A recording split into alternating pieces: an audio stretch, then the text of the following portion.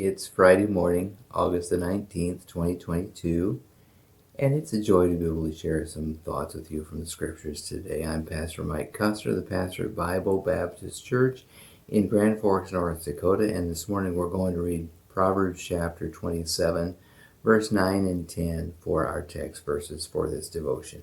Proverbs chapter 27, verse 9 and 10.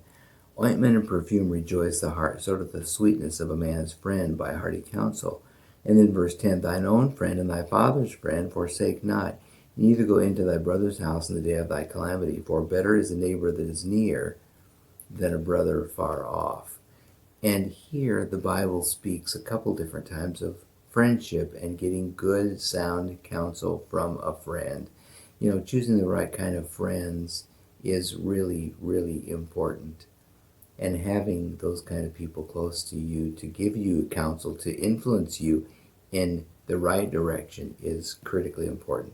I think about this son of David whose name was Amnon, and the Bible says Amnon had a friend, and his friend gave him bad advice. His friend was a negative influence in his life and caused eventually his own death because of him taking bad advice from somebody who wasn't really his friend. He was a subtle man. He was an evil man. Choose your friends wisely. Go to the right sources to find friends. Go to a good Bible preaching church and get to know people who know the Lord, and they will be good friends for you. And you can get good advice and good counsel from a good friend.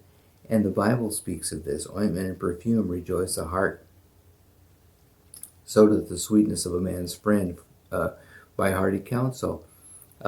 It's a good thing to hear somebody's good advice. It's a good thing to hear somebody reiterate what we're already thinking is what the Lord wants us to do.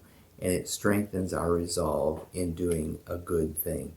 If we will hear good advice from a good close friend who also knows the mind of the Lord, who also knows Bible principles. The next verse, remember, in verse 10, thine own friend and thy father's friend forsake not, neither go into thy brother's house in the day of thy calamity, for better is a neighbor that is near than a brother far off. It's much better to have a friend close by than even to have a brother who is not close by, because you can depend on that person and you can get good counsel and good advice from that person.